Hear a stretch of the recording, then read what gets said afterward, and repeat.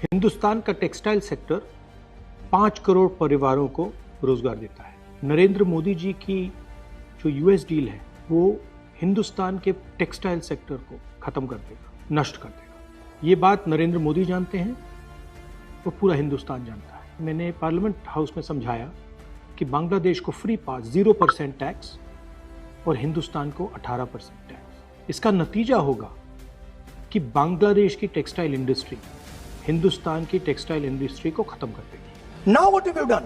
You have, the United States has reduced Bangladesh's tariff to zero. And our tariff is 18%. What do you expect our textile people to do? Their competitor is Bangladesh.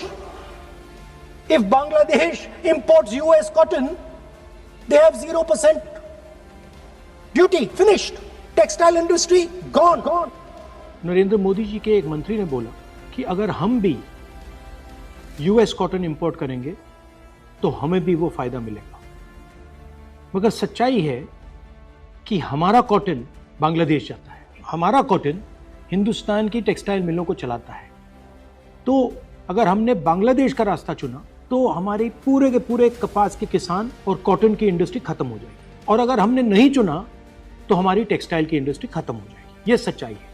Piyush Goyal जी झूठ मत बोलिए। इसलिए मैं इसको surrender कहता हूं, क्योंकि ये डील या तो कपास के किसान को मारेगा या टेक्सटाइल इंडस्ट्री को मारेगा या फिर दोनों को उड़ा देगा। इनके मंत्री को यह भी नहीं मालूम कि बांग्लादेश अब हिंदुस्तान से कपास नहीं खरीदेगा और उन्होंने निर्णय ले लिया है कि वो यूएस से कॉटन इंपोर्ट करें। ये है यूएस डील, नरेंद्र मोदी जी की डील की सच्चाई।